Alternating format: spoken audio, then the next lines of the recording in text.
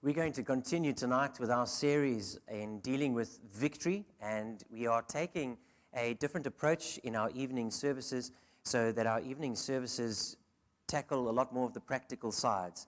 And so I have had the privilege of sharing these topics with Bruce over the last few weeks, and I have done a few solo as well. And tonight, in dealing with marriage, it takes a very secure man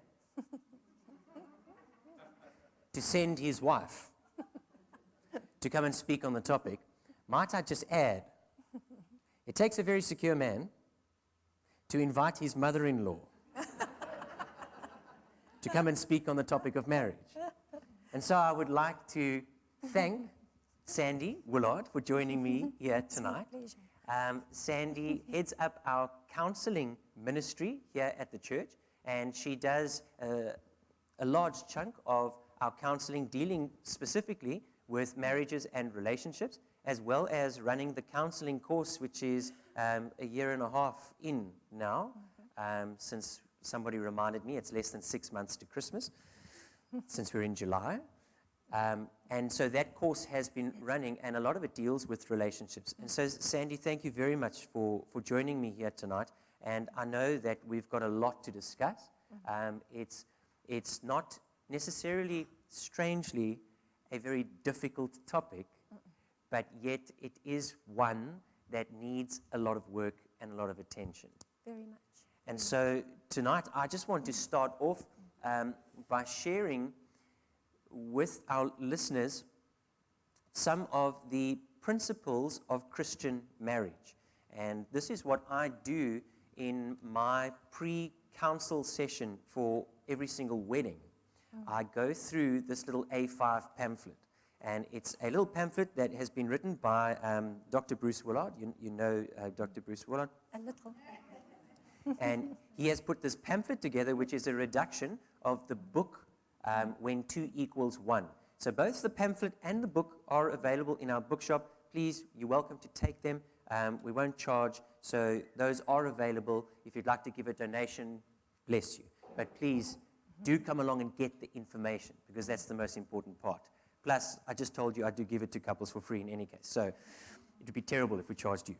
So when I deal with couples in that counseling session, Sandy, I give them this pamphlet, I hold it up, and I say, I'd like to share this little pamphlet with you, which is the basics of a Christian marriage, but it literally is a little A5 pamphlet. So you're not going to find everything that you need to know in here. Now, this is my pre-wed counseling session. So there's a lot of excitement, especially from the couple. It's that time of, you just see hearts, and they're looking at each other, and there's all of that like love that's gushing, and it's like, it's really, really something to behold. While love is blind, marriage is the eye opener. That's what they say. So I'm still dealing with the blind at this stage, at that appointment. Correct. And I go through the list with them. And I explain, and I go through very briefly these basic points, basic principles of a Christian marriage. And we're going to display them on the screen. And those points, very simply, are respect, communication, sensitivity, attitude, cooperation, trust, understanding, enthusiasm, love, and faith. Now, some of those need a bit of explanation, which I do go through. We are going to touch on quite a few of those tonight. But one of the vitals that we're not going to deal with in detail is communication. And communication is one of those that runs throughout. So irrespective of what point within your relationship, with your marriage, it is one of the vital components. And there are different levels of communication. They are detailed in the book, When 2 Equals 1, the 5 different levels of being able to communicate. So you don't just talk on cliche level, but you get down to the deeper things. And then one of the others that I just want to touch on is the understanding of each other. And that understanding deals a lot with how God has made man and woman differently, and in understanding our different set of emotions and how we approach life and how we try and problem solve and those types of things. So that's the explanation that I give them. And then we have the wedding. And then it's great. And everybody's happy. And then And then 6 months later, sometimes. Sometimes. Literally, Yeah. Sometimes 2 years down the line. The same couple will come and see me because they've hit a really difficult patch within their relationship. And what I do is I take out the same pamphlet that I shared with them whilst they were blind. And now that their eyes are open, I take it and I say, right, so this is what we chatted about before your wedding. And I read through those exact same points and I ask them, so how many of those have you got in your marriage? And you'd be surprised, okay, no, you won't be surprised, perhaps you would be surprised, that a lot of the couples say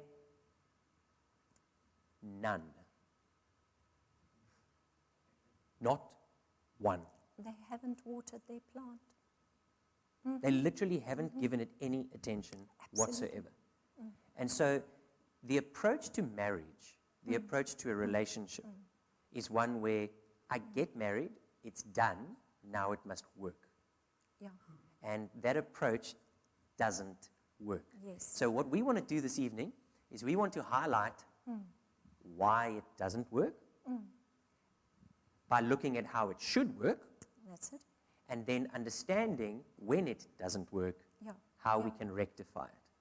I'd like to quote a famous preacher, a very dear man who's very close to my heart. He always says, the wife thinks she's going to sink into her man's arms, and then she finds her arms in the sink.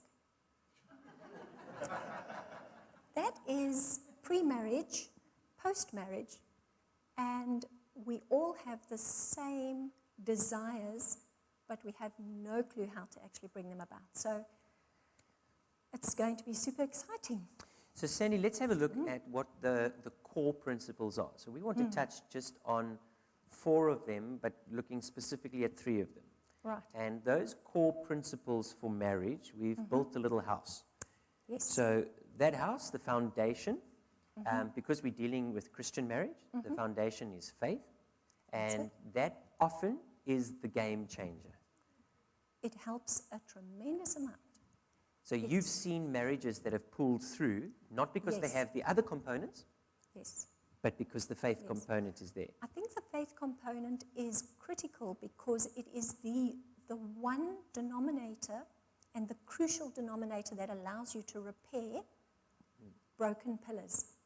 So if you don't have the foundation of faith, your pillars basically destruct. And your faith gives you the ability to look beyond the person's faults and their sin because you see them in their capacity as made in the image of God. Yeah. So you have a lot more grace and graciousness both ways, husbands and wives, whereas before there was nothing was negotiable. Yeah. And that is why the faith component is so vital. Even a little bit of faith is better than none. Yeah. And it doesn't take much. Mustard seed. That's it. That's all it is. That's it. So, Sandy, the pillars that we have that we want to focus on are love, respect, and trust within Yes. a relationship. And we want to break those down. It sounds terrible. We want to build them up, but we want to dissect them, which also doesn't Yes. sound great. We want to explain them and then look at when things go wrong as to how we can deal with it. So the first of those components that we want to have a look at, if you would like to explain to us what happens with something that everyone knows about, it's very simple, Yeah. and that is love. I think it's from when you are about 2 years old, because I'm noticing with my grandchildren, you are taught about princesses and kingdoms and castles, and it takes one kiss and you get the man. And you actually grow up still having those ideals and those dreams. Love is very much an emotion. We know that God's love is very, very committed. God's love is unconditional.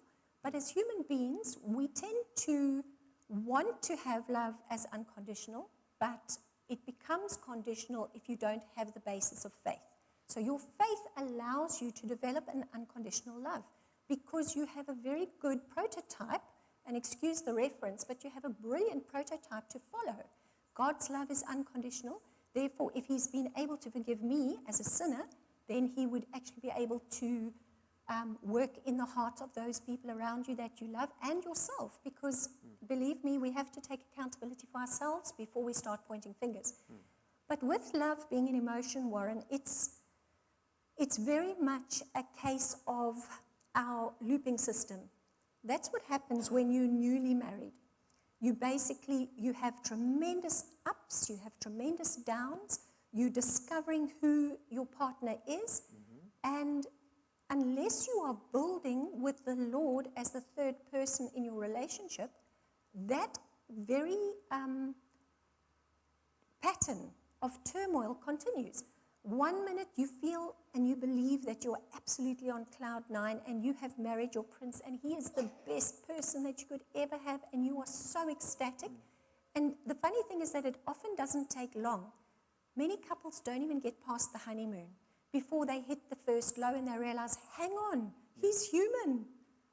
Sandy, He's going to make mistakes. you know that what you've said there is so true, because, and it's one of those surprises, because if you build from princess and king and Prince Charming and kingdoms and castles and whatever, that's the childhood, and then you add the honeymoon into it. Yes. Everyone talks about the honeymoon, that it's wow. Nobody tells you the horror stories, Very much. which we are not going to share tonight either, No, we're not. but there are many They are. where the honeymoon It's, is not yeah. a honeymoon, and it also very often, and I was surprised in my early years of ministry to discover that a Yes. lot of couples don't even, when you say don't get through the honeymoon, it's literal. Yes. They book for a week, but they come back after 3 days. Very true. Very And true. that is a rude awakening. So Yes. to be able to explain to people, your honeymoon is not the essence, the sum total of your Not at all. relationship. Not at all. But again, Yeah. it's this massive expectation. That's the problem. The expectation on a honeymoon Yeah. links with your fantasy, not your reality. Yeah. So I know we're not going to talk about the Yes. stories because we're going to run Sure, out of time. sure. But here's the thing. So you get married, okay? And you've had like 6 months to a year, some people 5 years, planning their wedding day. It's called Wedman, which is wedding admin. It's the worst type of admin you can have. Yes, The it amount is. of stress and pressure, the finances, the emotions, the strain, the anxiety, the overwhelming feeling, building up to your wedding. Then you get to your wedding day. You probably don't sleep a few nights before. You're exhausted after your wedding day. It's the entire day's worth, entertaining people. You're standing in front of people, having to talk. Your anxiety levels, your stress levels, everything's through the roof. You hardly sleep that night. You get in your car and off you go to honeymoon. And look at each other and think, I'm too tired. I'm too tired. I just Yeah. want to sleep. I don't Yeah. even want to go away. Can't we Yeah. just go and unpack the boxes? We've got so much stuff that we have to do when we get back. It's true. totally not That's what you true. were expecting of this is our honeymoon. Very much. And that's the Very reality. much. That is the reality. So, Sandy, what happens after cloud 9? Cloud 9 is the reality, and we have to accept the fact that we are all extremely different. We tend to want to make the person into the human that we imagine them to be, and when we discover that they're not, and we really look at them and say, wow, there's a big fault and there's a big problem. Generally, when you hit that rock bottom, you realize that your marriage is going to take work. And a lot of times you may even think, I want to wring his neck. Or her neck in that instance? Yes. Thank you. That's why we have a representation on both sides. But there isn't a woman on the planet that hasn't been totally frustrated and said, I don't understand why he's reasoning like this. Don't quote me, Warren. I know you're going to give me a backlash on that one. But the reasoning ability is different, and you're getting to know each other and where you're coming from and what you're dealing with on a daily basis. Even people who have lived together that are not married, they don't know all the idiosyncrasies of each other, because as soon as you add a commitment of marriage, I'm not sure if you have come across couples, but we deal a lot with it. Couples can live together for a very long time, and as soon as they get married, they start with major problems because psychologically there is a commitment. So it's so funny. You say, but they live together for 5 years and then they get married and there's a problem. Now, that is because they have not done things God's way. By them not being committed in living together, they actually are getting away with things that should be addressed. Because if there's something that she doesn't like about him or there's something that he doesn't like about her, there's no commitment. So why should we argue, fight about it? Because we're not committed to each other. So you let it go, you let it go, I you don't let it have go. to make this work. You don't have to make it work. There's no commitment whatsoever. It'll be a bit unsettling to have to move my things out of the house, Yeah. but you don't have that commitment that should come with a solid foundation in the Lord, building together as you discover each other for the first time after marriage. And Sandy, this is not something that we want to get into, but it's just interesting that often people would say that their thinking and their reasoning for living together is so that they get to know each other before they get married, not understanding exactly that difference. And again, Yes. that doesn't mean that once you get married, now that you have the commitment, that everything's going to be fine, and that if you've done it that way, that things are good. Because that's when you have to start dealing with the real issues of each other. So Yes. we see that on that sort of emotion, that roller coaster of love, Love that- is an emotion. Love- It's that- going to fluctuate that is the emotional side of love. very much. And very so much. it does. It has Yes. its ups, and then Yeah. you hit those really low parts. Yes. And when you hit those low parts, You know you're not it's always conscious that, yes, it's going to come back up again. And Yes. sometimes the lows last for long. As you mature in your marriage, you would hope that those don't have such a major impact. correct. It actually balances out. Yes. It balances out and you get to understand each other, so you know how to avoid conflict, you know how to address conflict. It's not so much that there's conflict, it's about learning how to handle it. Yeah. And Sandy, so what happens with that house if love is not there? It's a very, very big problem because basically your roof isn't stabilized. Yeah. So it can cause a very, very big imbalance. Yeah. And what happens is that if you don't have that emotion of love, the other pillars may be in place to a certain extent, but it becomes platitudinous. And that's one of the biggest difficulties that we face in relationships today, is that there are a lot of people who are living together and they are going through the motions of a married couple, but they don't have any spark. There's no chemistry. There's no chemistry, there's no spark, there's nothing being initiated, as in even just going out to dinner together. You speak about, in counseling it comes up. Do you ever have that time where you can sit down and communicate? The only communication they have is making sure that everything's in place in the household. So it really falls into more of a friendship, platitudinous relationship. And it initially had the chemistry, but because there's been no expression of that, it becomes platitudinous, which is very dangerous. There are a lot of people who are married who are saying, really, we live like boarders. Yeah. And that is something that you can work on. That is something that you can change. That's not something that you can sit back and say, I don't love him anymore. The reason, or I don't love her anymore, let me be fair. The reason that happens is that you develop bad habits and you do not address your issues as they happen. Right up front, I'd like to make the statement, Warren, as well. And that is that if couples could just understand that if you don't know what you are doing in the early stages of marriage, never be afraid to get advice. People wait until all their pillars are crumbled and they come to us with a bag of rubble and then they say, please help. And we're like, oh my goodness, where do you start?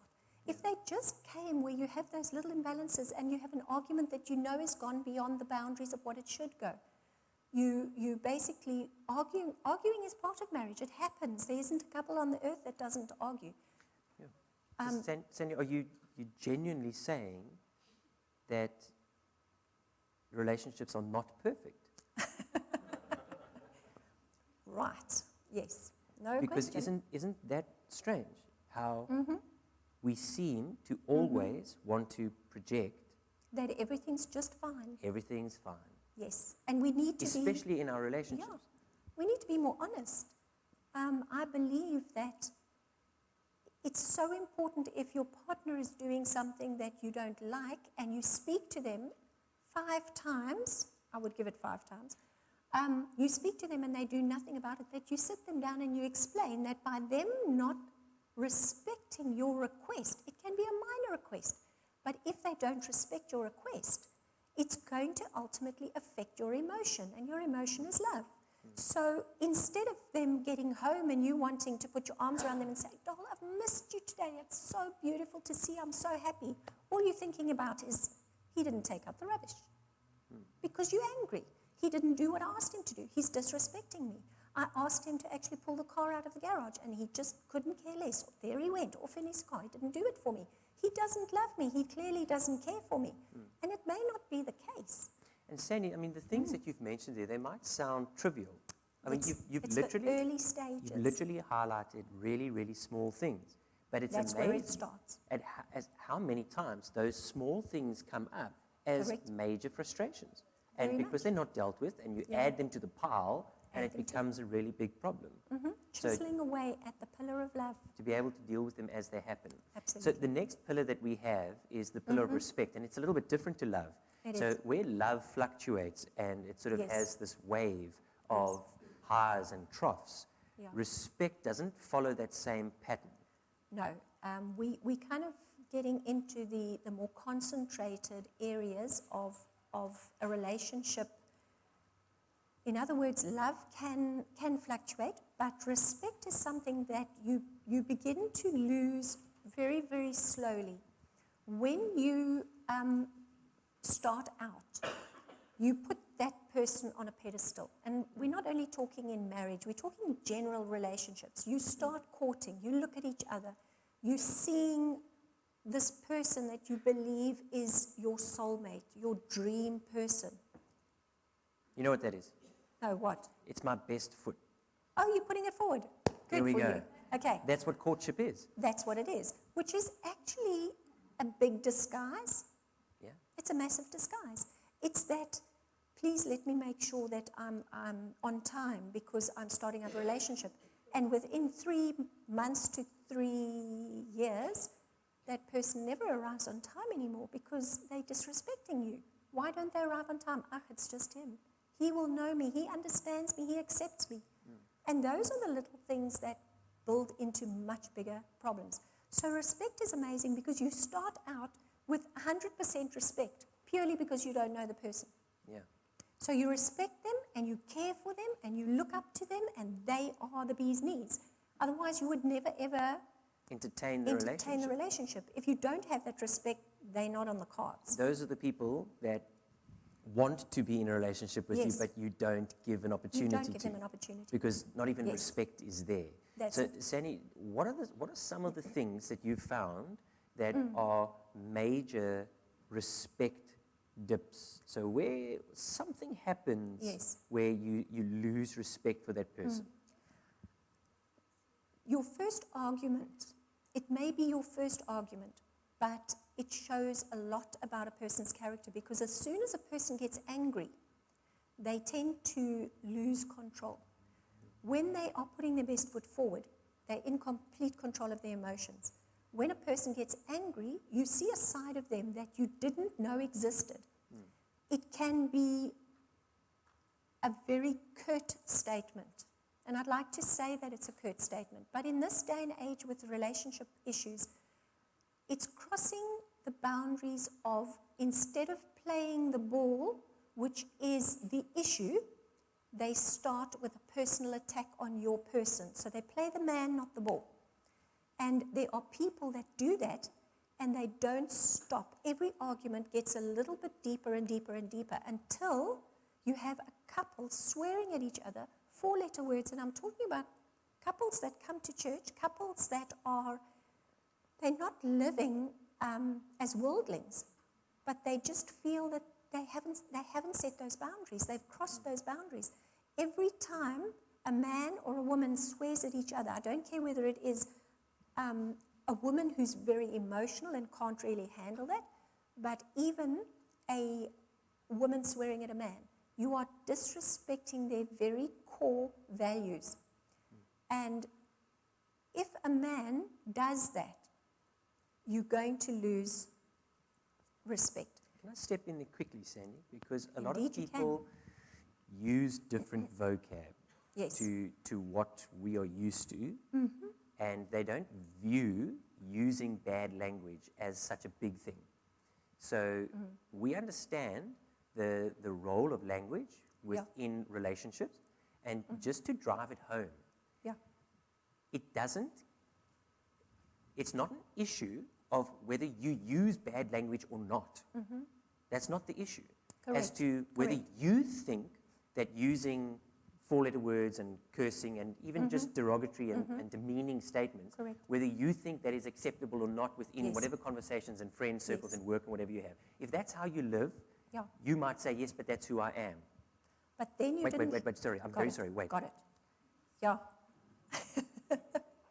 You see what happens when you pause and there's a woman on the stage? Yes. Until you step into court. That's right. And what happens?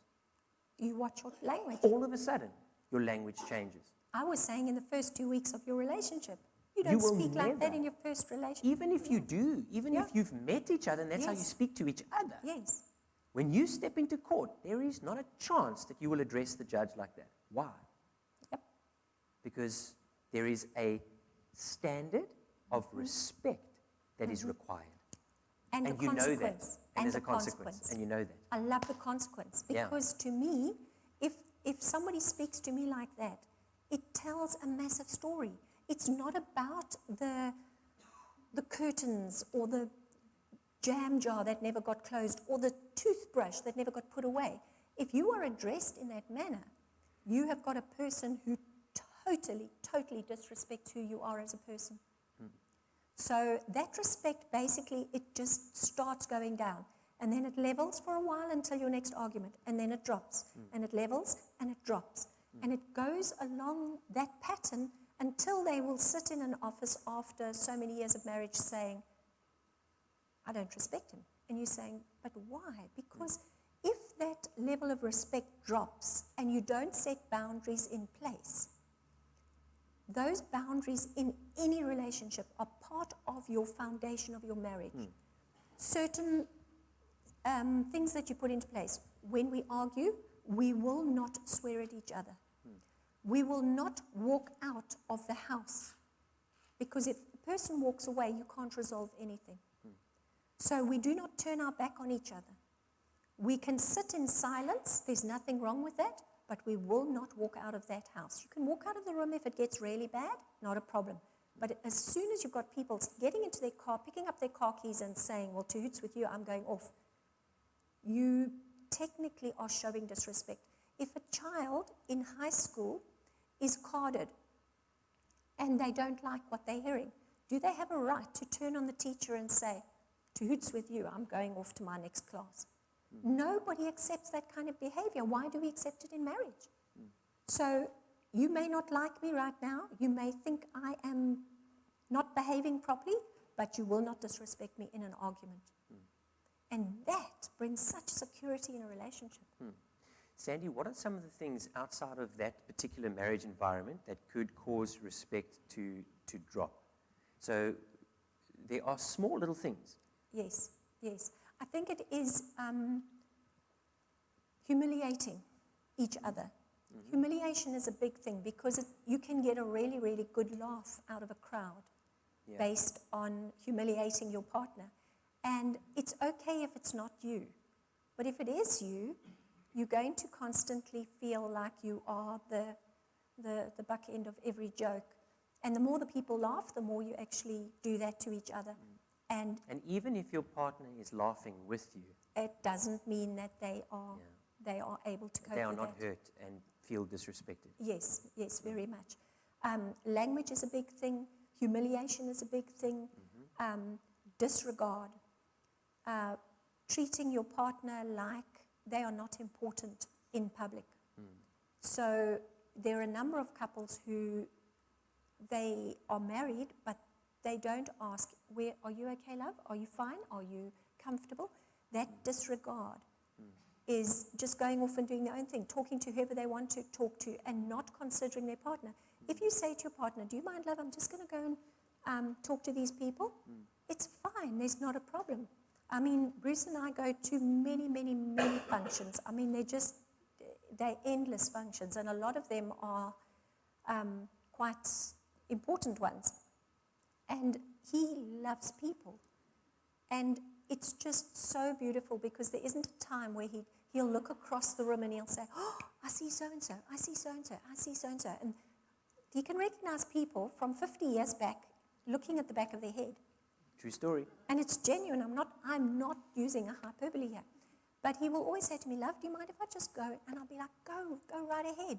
I don't have a problem with that because I know that's where he's comfortable. But out of courtesy, he will always do that so that I don't feel, oh, I'm all alone and I don't have that support, which a woman needs. So Sandy, so what will happen is husband will be at a function and he will speak to others and he'll interact with them and show them a lot of attention and respect. be funny with them and entertaining because they're operating on a different level. And the wife is sitting there the whole time and she's sitting there feeling, I wish that he would speak to me like that. That is one of the biggest problems that causes demise in respect. And he then comes back, she's upset, he's got no idea, what did I do wrong? I mean, I was over there, I wasn't even here. Exactly. And He's oblivious. Yeah, he's completely oblivious. And she then might, and this is the big thing, she might mention it to him and say, sure, I mean, you were speaking to those people, and he's thinking, but I wasn't doing anything wrong. That's right. It wasn't that. That's right. And she might then, that's the first step. The next step, which lies deeper, is I wish that you would speak to me like that. And when she says that, he feels hurt. Very much, because it's now you're getting into core issues. That's it. You're getting into core issues. And that scenario, that communication there doesn't happen often. Where she actually communicates why she's upset 100%. and communicates the deeper reason why she's upset, so then it remains there until the next thing.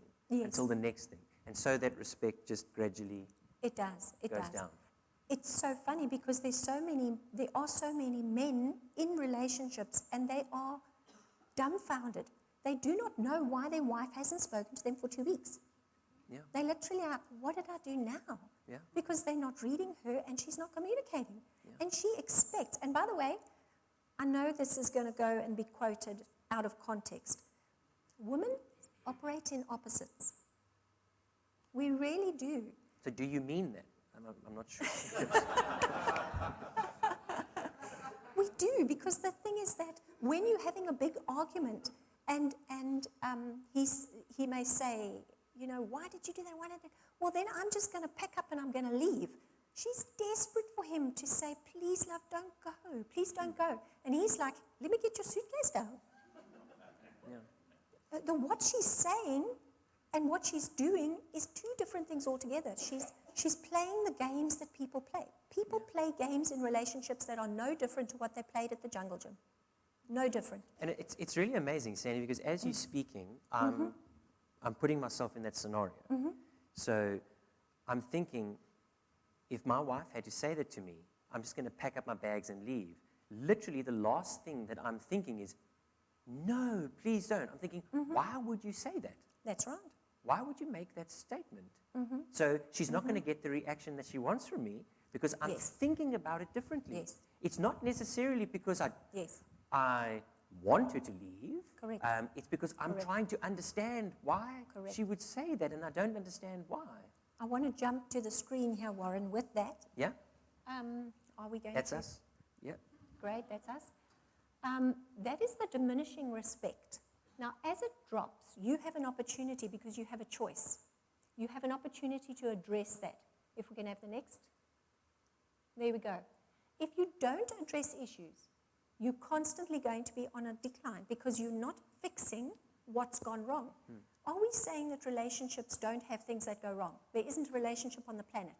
Is there diminishing respect for everybody? Yes, there is. What's the difference between successful relationships and unsuccessful relationships is if you want to do something about it, you fix it.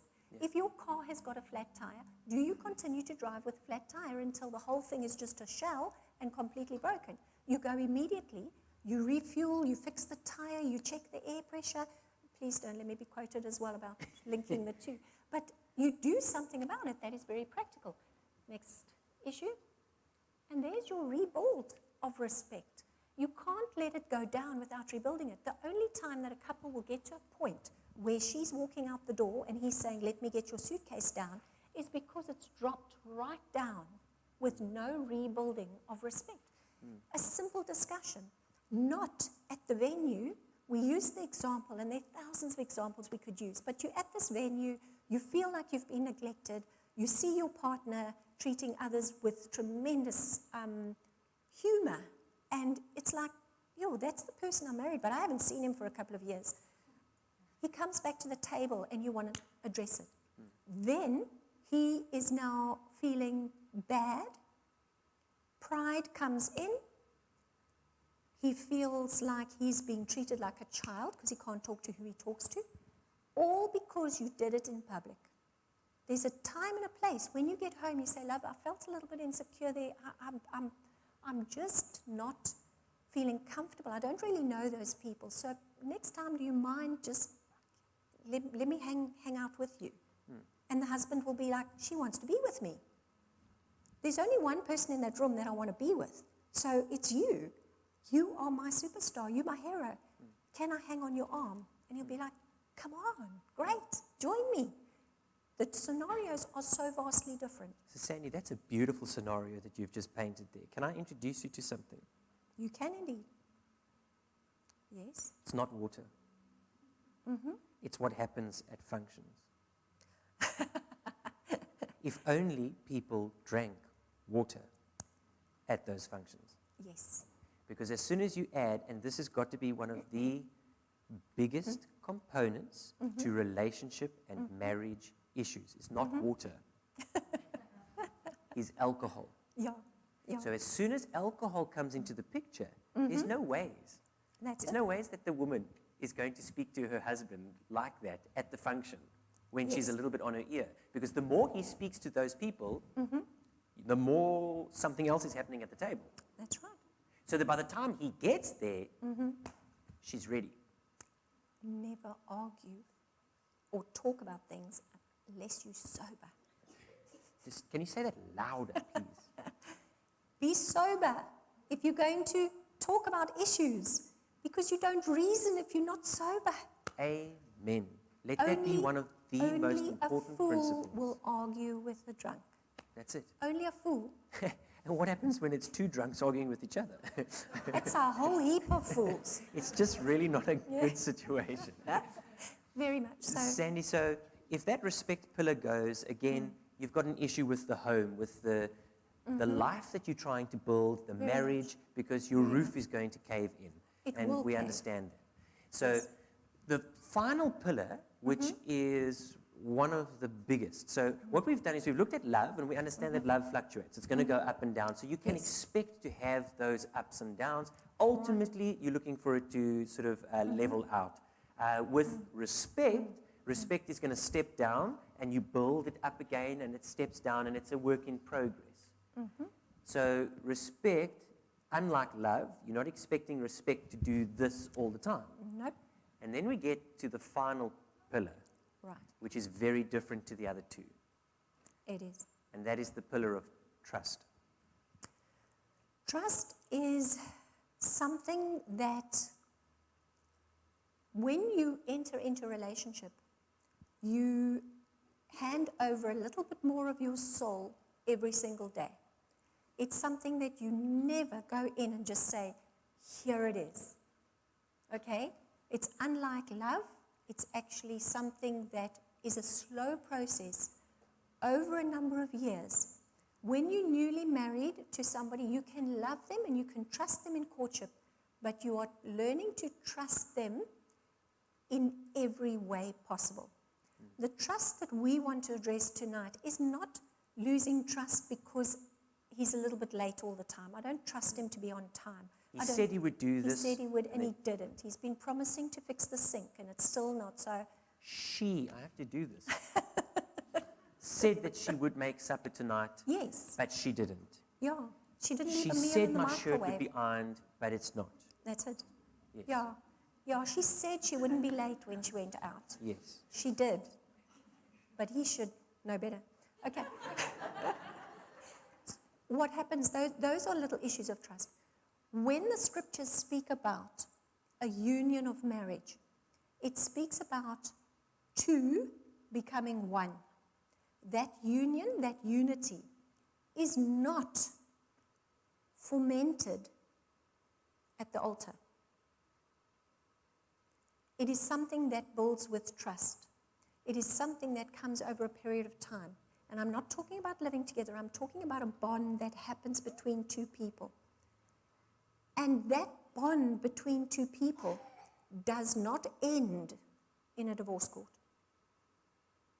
People look at it and they say, well, that is the dissolution of a marriage, that's divorce.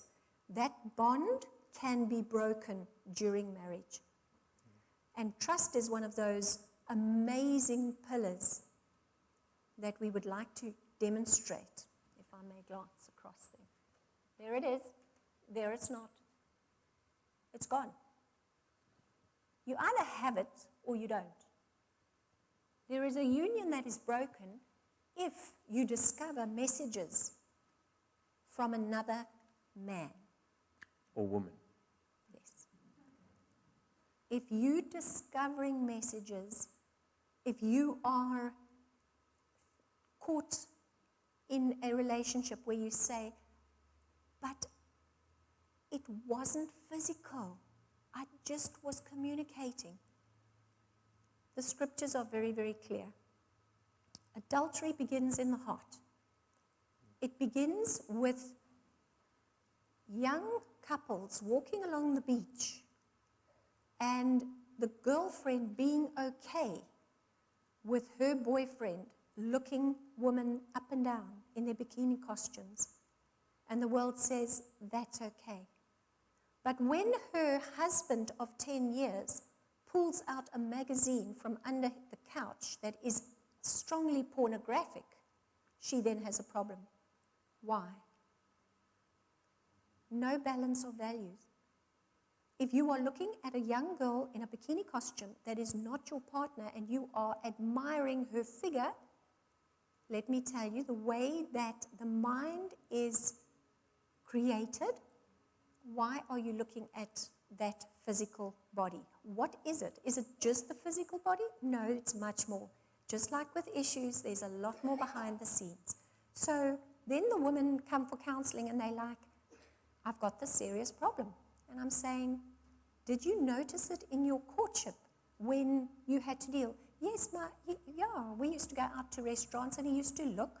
It can be the other way around, sure. And I'm saying, did that not worry you? Did you not address it? So we're talking a lot here about couples that lose that spark and chemistry of love. Their respect levels have gone and they feel justified in breaking that incredible bond.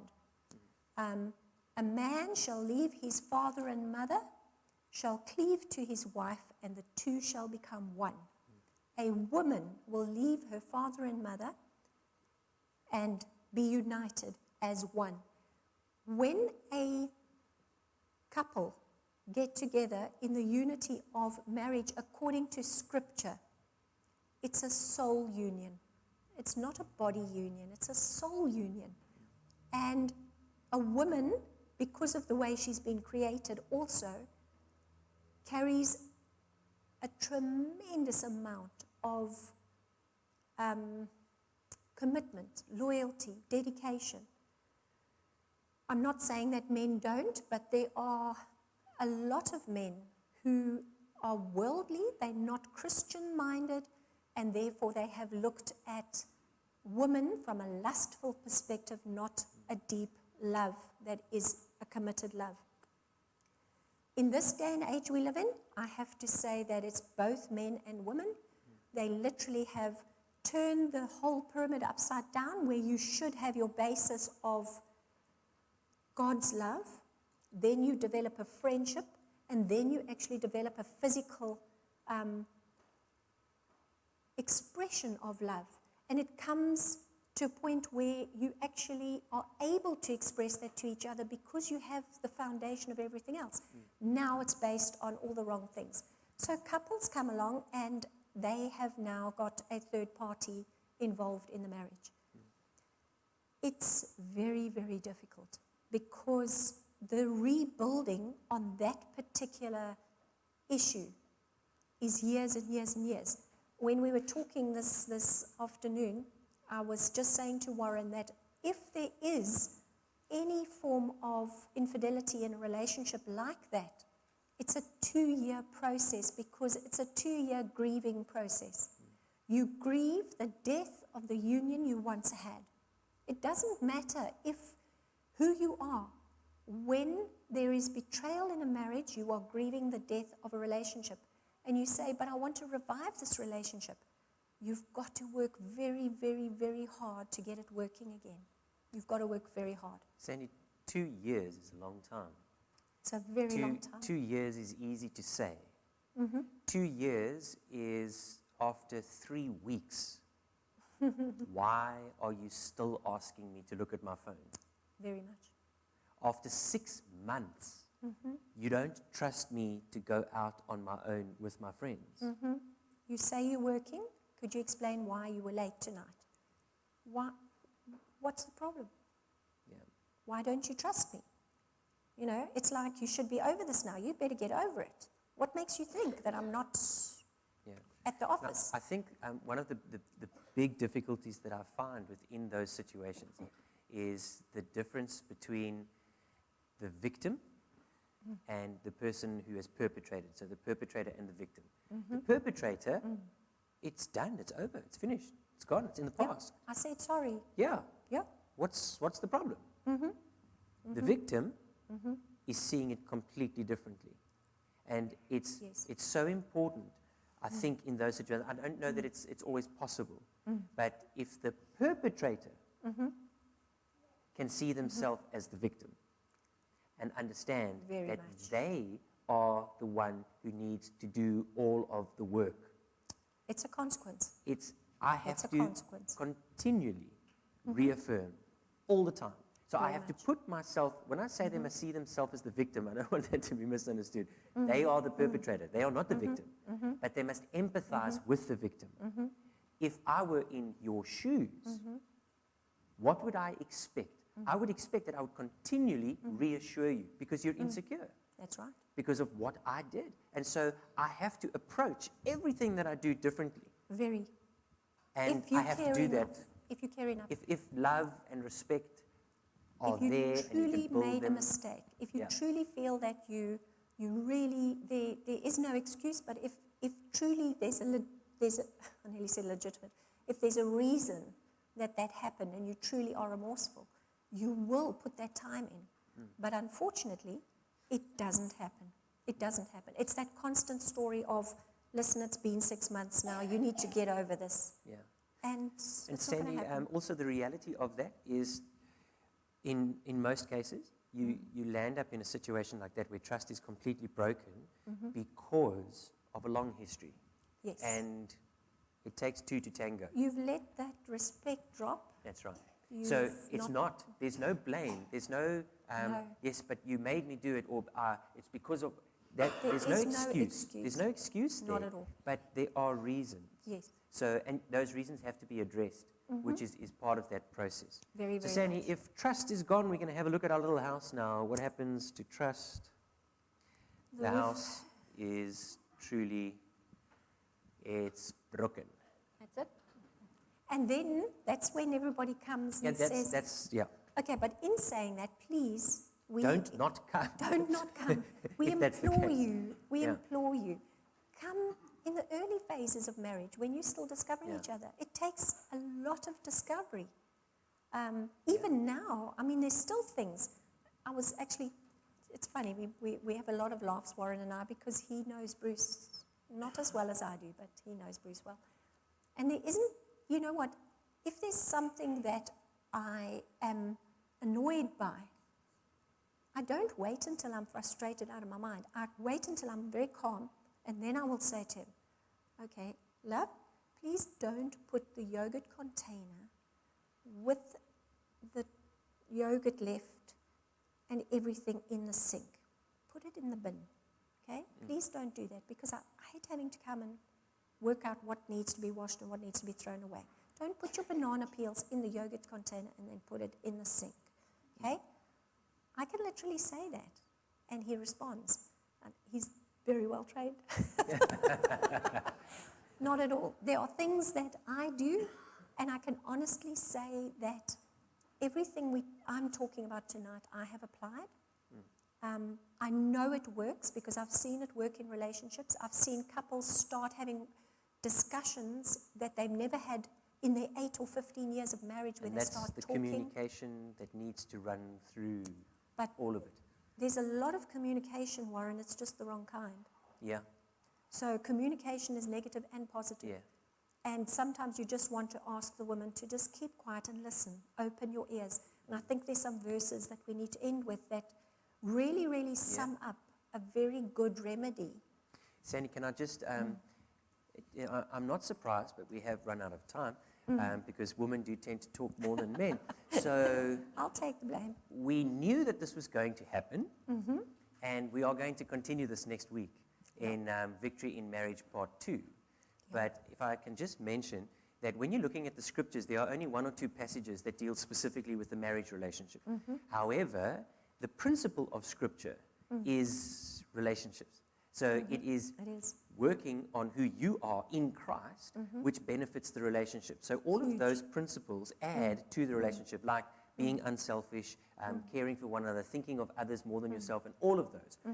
If you're living by those biblical principles, it's adding to the health of your marriage. So these Bible verses are not specifically about marriage, but the principle is there. Very much. And so if we look very quickly just at Proverbs 21:11, it says, when the scoffer is punished, the simple is made wise, but when the wise is instructed, he receives knowledge. So a fool doesn't want to listen, but a wise person, when they are given the instruction, when they are given the correction, they listen. So what Sandy was basically saying is when she speaks to Bruce, he listens because he's wise. So well done. He knows how to keep the peace. Yes, that too.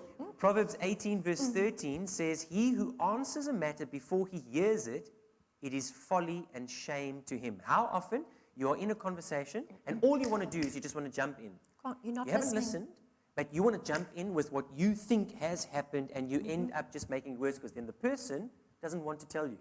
And then it sits and it stays like that. Perceptions, preconceived ideas. So, and then the final one, James 1:19. So then, my beloved brethren, let every man be swift to hear, slow to speak, and slow to anger.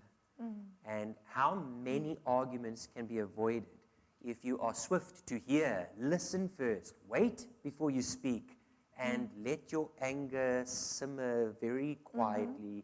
You don't let it boil over. And when you speak, speak affirmatively. Let the person know that it is unacceptable, it will not be accepted, and there will be a consequence. Without screaming, shouting, swearing, That's throwing, hitting, biting, punching, pulling, and all of those Everything things. else. Absolutely.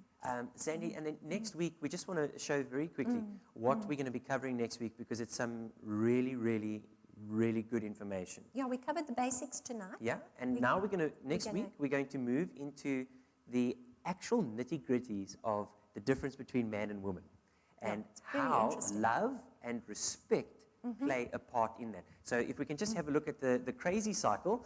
We're not speaking about women here, this is men and women. Without love, she reacts. Without respect, he reacts. When he doesn't feel that he is respected, then he doesn't show love. When she doesn't feel that she's loved, she doesn't respect. And it goes around in a circle like that continually. It just doesn't stop. Doesn't And so neither of them give in, and it just gets worse and worse and worse and worse, and your relationship is then on the rocks. So at some point, that cycle needs to be broken. Gotta break And if we then have a look at the next cycle, which is the energizing cycle, so his love motivates her respect motivates his love. That's it. And by doing that, instead of breaking down, you then start building up the relationship. And those are simple. And Sandy, I think that's They are what's simple. very important. Relationships are not simple, but the principles are, They really are. and they work. They do work. And if you apply them, they will make a difference. And so I think that's the beauty of looking at victory in marriage, because there Very honestly much. is victory. Very It's much. not that marriage is perfect. We've got to take that out of our vocab. Yeah. We've got to take it Yeah. out of our thinking. There's no such thing. Totally. But it is something that is incredibly beautiful. And that beauty Yeah. comes in both the joy and sometimes the heartache. That both of them work together, because that's life. It works with both. It does indeed. I think the big thing that has really made a big difference in the Years Over counseling is to get people to recognize the games they play. Yeah. Stop playing games. Be authentic. Be yourself. Verbalize what you don't like. Yeah. Don't be afraid to verbalize it. Don't expect your partner to be psychic. Yeah. Talk. So, Sandy, depending on how next week goes, because you, I know what's coming. yeah, we need to wrap up. But depending how next week goes, we might be able to cover the emotional manipulation, or this might form part of week 3. We're not sure yet. The emotional manipulation that takes place within relationships, where women Yeah. love playing those games. Yes, they do. And they know exactly what to do, They and know vice how to versa. get what they want. It Yeah, works it both does work ways. both ways. So we need to look at those games as well. So thank you, Sandy. It's really been a blessing. Absolute pleasure. And relationships are a vital part of life. And so very important for us to understand and to apply and to be able to give that advice as well. So thank you. I'm going to ask that we conclude in prayer this evening. Father, we thank you for this time together, and thank you that you have instituted marriage to be something that benefits not just individuals, but families and society. And so tonight, Father, we thank you for what we have been able to discuss, and we pray that each and every person that has heard this message, that they will be able to apply those principles, whether they are married or not, and that we would be able to grow in our understanding of who you are and of our relationship with you. And may that relationship influence and impact all of the other relationships that we have, as we thank you in the name of Christ for all that you have given and done. Amen.